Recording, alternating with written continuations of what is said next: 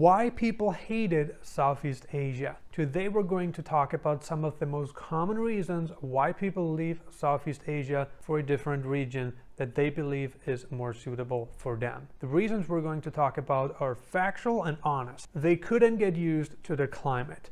This is something that is happening so often. You know, it happens all the time. In fact, it's happening right now to some people. You know what? I want to move to Southeast Asia. I think I can deal with the humidity. I can deal with the high temperatures, the air pollution. It doesn't bug me. I can handle it. These words usually flow out of somebody's mouth who has never been to the region, but they have a positive expectation of the environment. And that's perfectly fine, because I think you need to have that optimism to actually go anywhere.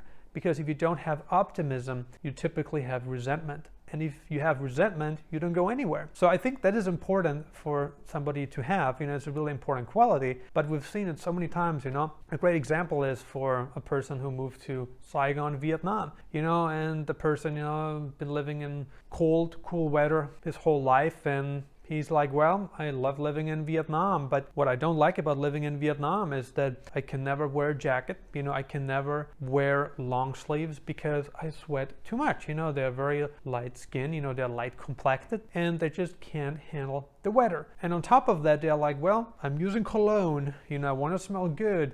But due to the massive air pollution, to the ongoing air pollution in Vietnam, you know, anytime they jump on the motorbike and they go to a place, you know, even, you know, they put on a lot of cologne. The moment they arrive at their destination, you know, all that nice fragrance is gone, because air pollution, the gases, you know, it just kills the cologne. So they're like, well, I don't like that. I want to smell good. And if you have that expectation that the country you're moving to is going to be the same as your home country, then good luck to you, because it rarely ever happens. So this is a big point, right? One of my friends is a multi-millionaire guy from Canada, and you know, he's like, well, I don't want to live in Southeast Asia. I don't want to live anywhere in Latin America because I couldn't drive my Lamborghini there. You know, he has really nice sports cars, and he's like, well, I cannot live there because the environment is not conducive to sports cars. And I get that, you know, the roads, they're not even, you know, they're bumpy, you know, there's potholes in them, you know. So he's like, well, I could never drive my car in Phnom Penh, Cambodia. Just couldn't.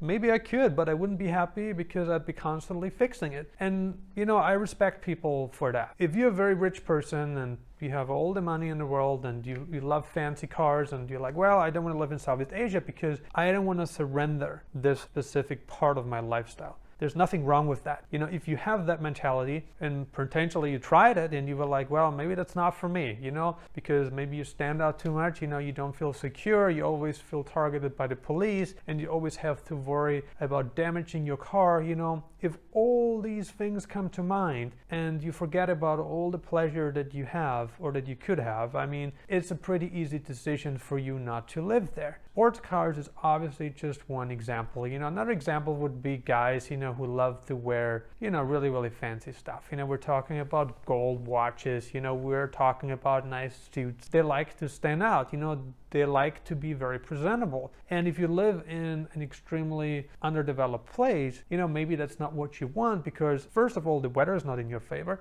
And secondly, you would stand out too much. You would draw all the wrong kind of attention, which of course you don't want. Perhaps one of the biggest reasons, if not the biggest reason, why some people hated Southeast Asia is because of dating expectations and dating reality. What I mean by that is that, you know, I came to Southeast Asia with the expectation to meet a very feminine, you know, very traditional woman, and they thought, you know, they found her, but then a couple of years passed and things don't look so bright anymore. And it happened so many times, you know, you felt like you met a person, you really loved her, she really loved you, but after time, people change. People can change any moment, any time. You don't know that. And the person you meet today, you know, might not be the same person who you look into the eyes 2 years later. People change, you know, environment changes people. And all a person needs to do is to change her inner circle for her to change towards you.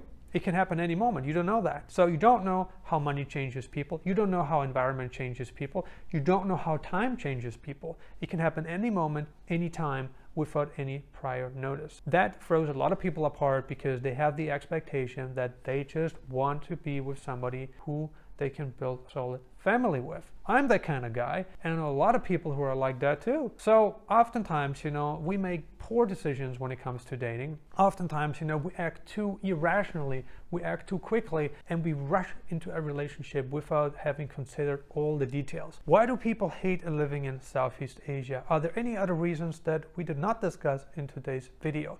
Leave a comment below and let us know. Consider subscribing if you haven't already. I'm uploading new videos on digital nomad locations, travel updates, and investment advice several times a week right now. And if you got some more time left, check out these videos.